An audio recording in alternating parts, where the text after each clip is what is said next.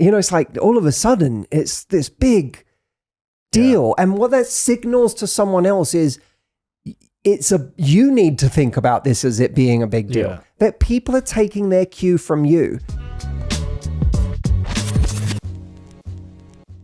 Matthew. Stephen. We've been very quiet this year, I would say, so far. Haven't left the house much. We've been very much bunkered. Not a word. Bunkered. Bunkered and hunkered. Bunkered and hunkered. Very strange phrase, but go on. We've been bunkered and hunkered at home because we've been our heads down working, staying in LA. I'm wondering if we have any fun trips coming up, Matthew. Could you be talking about a little trip we're doing in October? Oh, is it October? Where's that? Oh, it's in Miami, Stephen. Have you forgotten? I think you're talking about the Matthew Hussey retreat. Now the 2-day version of the Matthew Hussey retreat. First time ever, Stephen. Used to be 6 days. Now it's 2. Much easier to come to than ever. More affordable. Travel's easier. Less time off work. You can come, you can change your life in 2 days and get the hell out. Okay. And am I going to work on my core confidence at that retreat? You will have a better relationship with yourself by the end of it, yes. Am I going to deal with my unhealthy patterns and habits? There will be patterns that you've had your whole life that you've struggled to overcome. Fatal flaws, dare I say, that you will be able to finally shift, yes. Okay. And I'm a man. Do you think I could pop along? Yes, actually, for the first time. Well, because you used to only have women on the retreats. Only women before, now men can come in droves. Oh, well. Any men have been watching our content for the first time, they are officially cordially invited. Okay, where can I go and grab that? mhretreat.com, Stephen. And is it true you have early bird tickets right now? Absolutely. They are deeply discounted, only for 2 more days. So you can go. Do you need me to repeat the website again? Yeah, for you? please. Just let me write that down. mhretreat.com. mhretreat.com. Okay. And that's www. The very same. Great. Yes. Okay. Well, thanks very much. Oh, you're very welcome. I don't know if that was helpful to anyone else out there, but if you did want to check it out, please do. We would love to have you. Hi, my name is Mary. I'm 40 years old and I really have no dating experience. In my 20s and 30s, I was not really interested in relationships. I had other things going on in my life, but now that I'm 40, I am looking for my person, but I struggle with my lack of experience and then seeing that as a deficit, which I know it's not, but how do I put myself out there with my lack of experience and not let that hinder me from finding my person and knowing my value? Oh my God, Mary, thank you so much for sending in that question. I have so many thoughts. I just want to say real quick, I hear, and the way Mary said, like, I can't help but see it as a deficit, which I know it isn't, but that's how I see it. It's like there is this story that you are telling yourself, Mary, which is, I don't have experience, and that lack of experience is going to get me rejected. People are not going to be attracted to me, or I'm not going to know what to do, or it's going to somehow get in the way of me finding love. And it's almost like the rational higher self part of you knows that actually that's not true and it isn't a deficit and you're okay. But the scared kind of little girl in you is like, hasn't caught up with that and is still afraid and does think it's a deficit. So you're battling between these two very, very conflicting stories and narratives inside of yourself. But there's so much story there. There's so much story there holding you back. And it's talk about rejecting yourself, right? Yeah. Well, it's firstly, Mary, I don't want you to put yourself in some special category, because actually what you're talking about, we hear all the time. I mean, it's so common to at all different ages and older than you. We've had people say the exact same thing. I don't have any experience. I've never had a real partner. I've never had sex. You know, where does that leave me? And the reality is it doesn't leave you anywhere near as far behind everyone else as your insecurity is telling you it does. We all have growth spurts at different ages. And there are plenty of people who have no more relationship experience at 40 than they did at 25, even though they've been in relationships that whole time. Because what they're doing is repeating the same pattern over and over again every year with a new person. So you have people who, are in a series of, I remember, having a series of relationships where I basically played out the same, kind of the same lessons, the same relationships over and over again over like 18 months. If you'd have asked me like how many new things am I learning every time?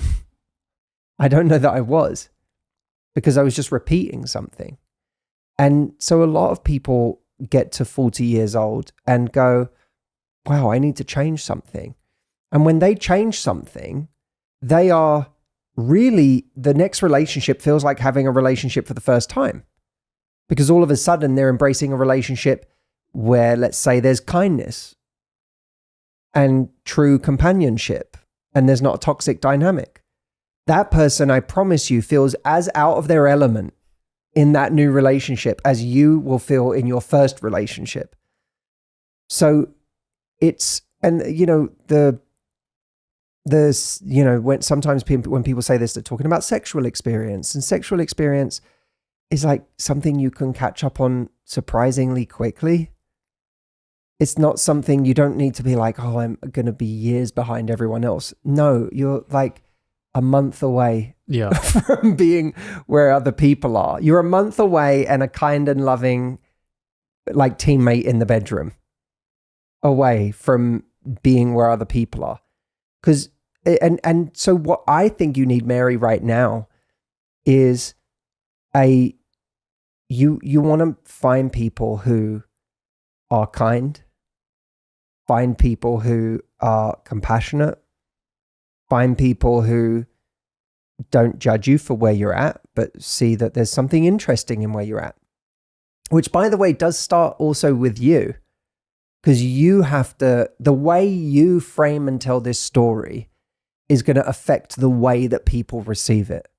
If you say to yourself, there is real value in what I've done.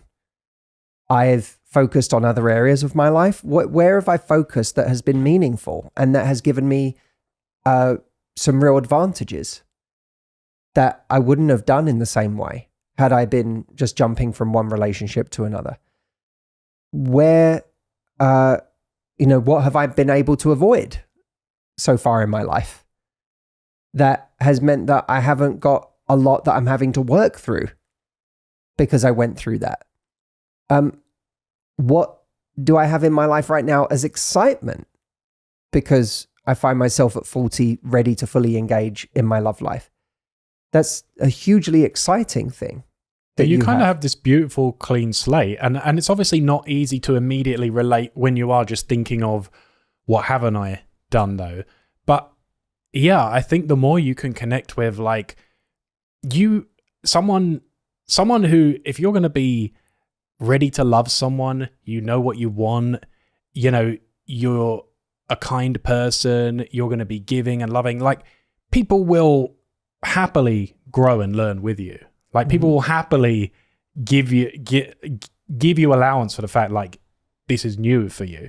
But that also kind of makes it this beautiful thing of like you're going to get to experience all of that for the first time. And that's like a special thing. Most people go, oh, I wish I could still have that first feeling of falling in love, being in a relationship. That first time people have is like very memorable, right? And so, yeah, I think it can be something, if you can connect to it, it can be like a really special thing you're going to experience. And maybe Mary is worried about how to bring it up. Mm-hmm. Yeah. And if that's the case, do you have any advice for her? Well, Mary, there's absolutely no need for you to go on a date and talk about this as the headline. Yes. That it's we're very quick to make our biggest insecurity the headline. That's so true. I've told the story before when I've been on tour about how, many years ago we were doing a weekend in London and there were two women there. It actually may have been New York, but there were two women there, and this just happened completely coincidentally. But one woman put her hand up, and she talked about how, you know, her question was like, how do I talk about the fact that I'm a single mum with kids at home? And it was a very heavy thing for her. Another woman got up and started talking about having been with us the day before, how she went out the last night with all this confidence and talked to people. And she'd started telling the story of this one guy that she was talking to and having a great time with. And I said, how did you start talking to him? And she said, oh, I just walked up to him and I said, you have a really cute chin dimple. She said, it's not as cute, quite as cute as my daughter's cheek dimples, but it's your chin dimple is pretty adorable. And they ended up swapping numbers, having this amazing conversation. Now, little did she know that casually she had done in the first sentence what another woman was asking me, how do I bring this up? Mm-hmm. Like she was the joke I made is like she was talking as if she had Darth Vader waiting at home for when the guy came home the first time. And the other woman managed to talk about her daughter in a way that actually was kind of fun and flirty and playful. Her daughter wasn't even the headline there. It was just, my daughter's a part of my life. So you have two people in the same situation who have a very different approach to the way they share their story. In fact, with one of them, it wasn't even sharing a story. It was just part of her life. So you can imagine how this could play out in so many different ways on a date. It could be, he says, when was your last relationship? And she says, my relationships have not been a focus in my life so far. You know, I've done this, I've done that. And I have been someone who is I have not done a great job of prioritizing my love life. And I like that. And she can laugh about it. Yeah. And be like, now I'm actually putting myself out there and it's really fun. It's really fun to be making it a focus again. That is a very different story than when was your last relationship and her going, well, to tell you the truth, I haven't had a relationship in my life. It's like all of a sudden it's this big deal. Yeah. And what that signals to someone else is you need to think about this as it being a big deal. Yeah. That people are taking their cue from you. You tell people what to think about whatever your stuff is by the way that you share it. If you share it like it's baggage, they will pick it up and feel their weight of that baggage.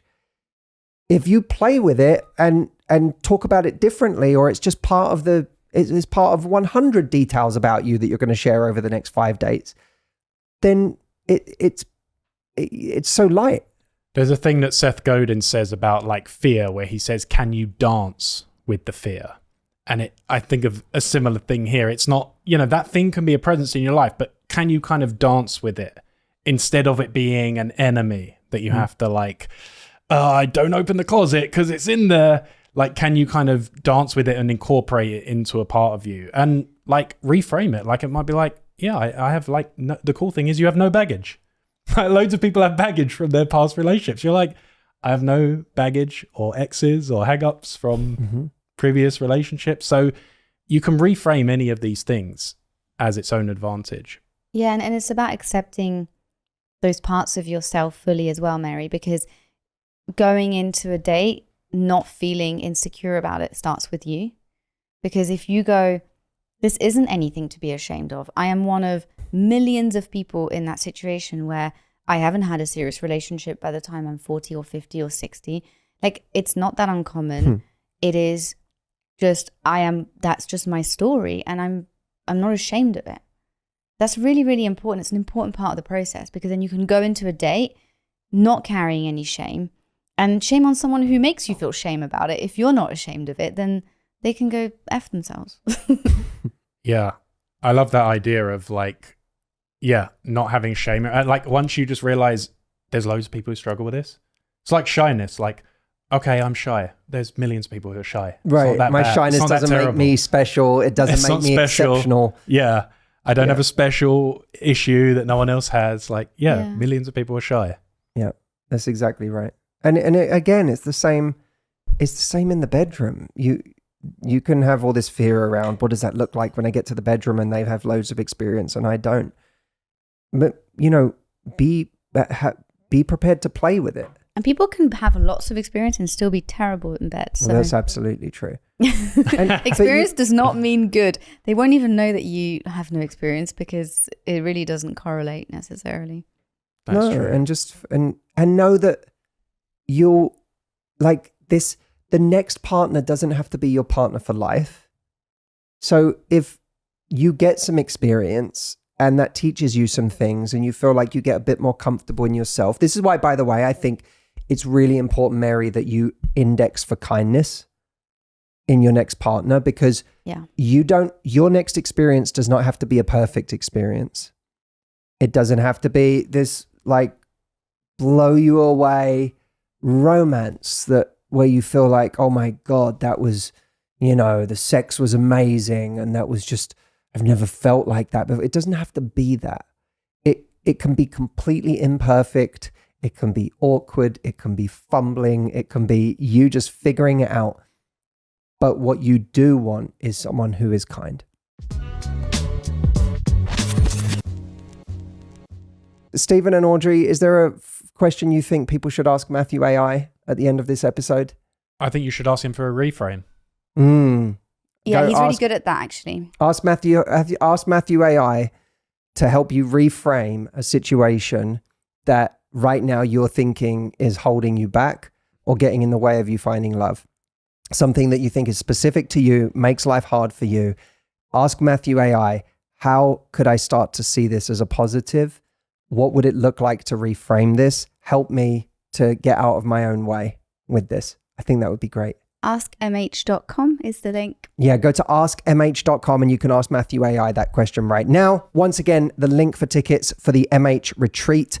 Early bird seats, which are only available for 2 more days, is at mhretreat.com. Thank you so much for listening to Love Life. Email us podcast@matthewhussey.com if there's anything you want to feedback about the episode or for future episodes. We love hearing from you and we will see you next time.